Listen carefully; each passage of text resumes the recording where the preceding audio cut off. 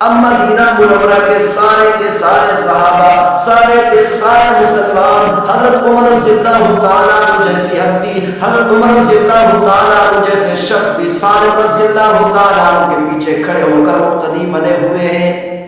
مدینہ منورہ میں ایک تاجر اپنا سامان تجارت لے کر اور ساتھ اس سامان تجارت کے ساتھ ایک غلام خرید کر لایا بازار میں۔ مدینہ منورہ کی بازار میں سارا سامان بک گیا، لیکن اس غلام کو کوئی خریدنے کے لیے تیار نہیں۔ تاجر پریشانی کی حالت میں بیٹھا ہے، افسوس کر رہا ہے کہ اے کاش کہ اس غلام کو نہ خریدتا، میری ساری کی ساری تجارت اس غلام کی وجہ سے خسارے میں چلی گئی۔ کچھ دیر کے بعد ایک لڑکی نے آ کر دیکھا کہ یہ تاجر اس غلام کے نہ بکنے کی وجہ سے پریشان بیٹھا ہے، اس کو ترس آیا، ترس آنے کی وجہ سے اس غلام کو خرید لیا، اور اس نوجوان لڑکی کی رحمدلی مدینہ منورہ میں مشہور ہو گئی۔ ابو حذیفہ مکہ مکرمہ سے مدینہ منورہ کی بازار میں پہنچا، مدینہ منورہ کی گلیوں میں پہنچا۔ مدینہ منورہ میں اس لڑکی کی رحمدلی کی شہرت ہو چکی تھی۔ جیسے ہی اس نوجوان لڑکی کی شہرت کو سنا، نکاح کا پیغام بھیج دیا۔ اس نے نکاح کا پیغام قبول کرتے ہوئے نکاح کر لیا۔ ابو حذیفہ اپنی بیوی اور اس غلام کو لے کر مکہ مکرمہ کی طرف روانہ ہو گیا۔ مکہ مکرمہ میں پہنچتے ہی اپنے دوست عثمان بن عفان رضی اللہ تعالیٰ عنہ سے ملاقات کی۔ ابو حذیفہ کہنے لگے، اے عثمان، پہلے سے بدرے بدرے نظر آ رہے ہو، کیا وجہ ہے؟ عثمان بن عفان رضی اللہ تعالیٰ عنہ نے فرمایا، میں خوشخبری تمہیں سنانا چاہتا ہوں، میں آخر الزمان نبی محمد رسول اللہ صلی اللہ علیہ وسلم کا کلمہ پڑھ چکا ہوں، پر ایمان لے آ چکا ہوں۔ ابو حذیفہ نے کہا، عثمان، مجھے بھی اس نبی صلی اللہ علیہ وسلم کی خدمت میں لے چلے۔ عثمان بن عفان رضی اللہ تعالیٰ عنہ ابو حذیفہ کو اپنے ساتھ پیغمبر صلی اللہ علیہ وسلم کی خدمت میں حاضر ہوتے ہیں۔ ابو حذیفہ نے پیغمبر صلی اللہ علیہ وسلم سے گفتگو کی، تھوڑی ہی دیر میں کہنے لگے، اشہد ان لا الہ الا اللہ واشہد انک رسول اللہ۔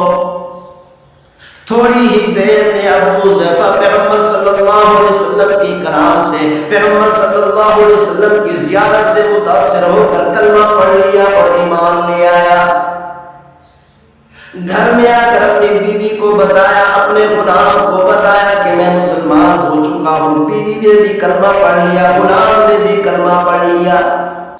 حضرت ابو حذیفہ رضی اللہ تعالیٰ عنہ نے جب دیکھا کہ میری بیوی نے بھی کلمہ پڑھ لیا ہے، میری بیوی بھی مسلمان ہو چکی، میرا غلام بھی مسلمان ہو چکا، فرمانے لگے، اے اللہ کے بندے، اب تو مسلمان ہو چکا ہے، اب تو ایمان لا چکا ہے، اسی لیے تجھے غلام بنا کر رکھنا مناسب نہیں، اسی لیے میں تجھے آزاد کرتا ہوں۔ حضرت ابو حذیفہ رضی اللہ تعالیٰ عنہ نے اسلام لانے کی برکت سے، ایمان لانے کی برکت سے اس غلام کو ہمیشہ ہمیشہ کے لیے آزاد کر دیا۔ حضرت ابو حذیفہ رضی اللہ تعالیٰ عنہ کے غلام نے کہا، او میرے آقا و میرے سردار، اس مکہ مکرمہ کے اندر اس زمین میں میرا کوئی نہیں، میں اکیلا ہوں، میں آپ کو چھوڑ کر نہیں جا سکتا۔ حضرت ابو حذیفہ رضی اللہ تعالیٰ عنہ نے اس غلام کو اپنا بیٹا بنا لیا اور اس کا نام سالم رکھ دیا۔ اب یہ غلام سے سالم آزاد اور آزاد کا بیٹا بن گیا۔ حضرت سالم رضی اللہ تعالیٰ عنہ جو پہلے غلام تھے، اب حضرت ابو حذیفہ رضی اللہ تعالیٰ عنہ کے بیٹے بن چکے۔ قرآن مجید فرقان حمید کو یاد کرنا شروع کر دیا۔ قرآن مجید فرقان حمید کا کافی سارا حصہ یاد کر لیا، حفظ کر لیا۔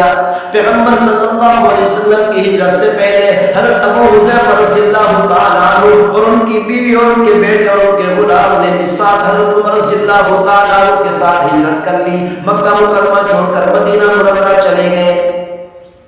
وہاں پر نماز تو مسلمانوں نے مل کر صحابہ کرام رضوان اللہ علیہم اجمعین نے مل کر حضرت سعد رضی اللہ تعالیٰ عنہ کو اپنا امام منتخب کر لیا۔ اب مدینہ منورہ کے سارے صحابہ، سارے کے سارے مسلمان حضرت عمر رضی اللہ تعالیٰ عنہ جیسی ہستی، حضرت عمر رضی اللہ تعالیٰ عنہ جیسے شخص بھی سالم رضی اللہ تعالیٰ عنہ کے پیچھے کھڑے ہو کر مقتدی بنے ہوئے ہیں۔ یا تو وہ وقت تھا کوئی خریدنے کو تیار نہیں تھا، یا تو وہ وقت تھا کہ ایسے غلام تھے کوئی خریدنے کو تیار نہیں تھا۔ اب یہ وقت آ چکا ہے کہ سارے کے سارے مدینہ منورہ کے سارے مسلمانوں کا امام بن چکا۔ یا تو وہ وقت تھا کہ غلام کی صورت میں تھا، غلام کی شکل میں تھا، کوئی خریدنے کو بھی تیار نہیں تھا۔ اس غلام کا آقا اور سردار تاجر افسوس کر رہا تھا اور کہہ رہا تھا کہ کاش کہ میں اس غلام کو نہ خریدتا، اس غلام کی وجہ سے میری ساری تجارت خسارے میں چلی گئی۔ اب یہ وقت آ چکا ہے کہ مدینہ منورہ کے تمام مسلمانوں کا امام بن چکا۔ مدینہ منورہ کی یہودی تانے دینے لگے کہ یہ مسلمان عجیب ہے کہ انہوں نے ایسے غلام کو اپنا امام منتخب کیا ہے، اپنا امام بنا لیا ہے جس غلام کو کوئی خریدنے کو بھی تیار نہیں۔